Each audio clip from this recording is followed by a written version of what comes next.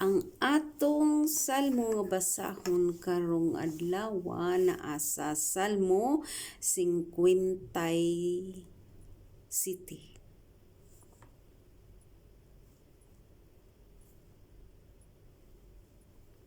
Pag-ampo sa pagpakitabang. Kaluy iintawon ako, O Diyos, kaluy iintawon ako, kay midangop ako kanimo aron mahilikay sa kadautan.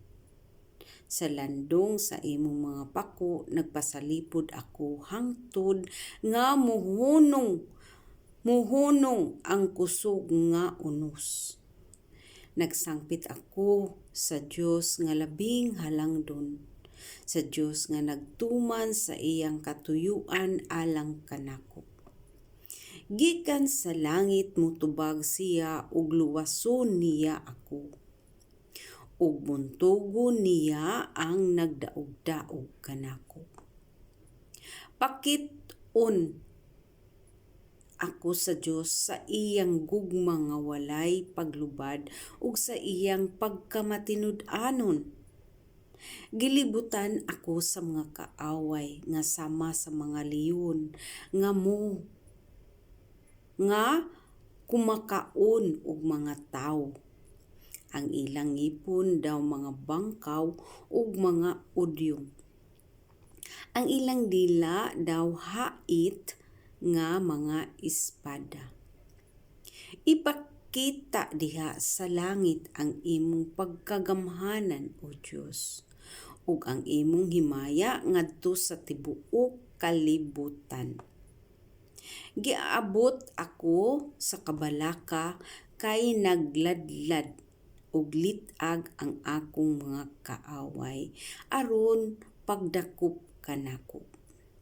Nagkalot sila gahong sa akong agianan, apan naunay sila kahulog niini. Hingpit ang akong pagsalig, O Diyos, busa awitan ug daygon ko ikaw. Pagmata na kalag ko, pagmata na alpa ug lira ko. Pukawon ko ang adlaw. Pukawan ko ang adlaw. Pasalamatan ko ikaw, O Ginoo, taliwala sa mga kanasuran.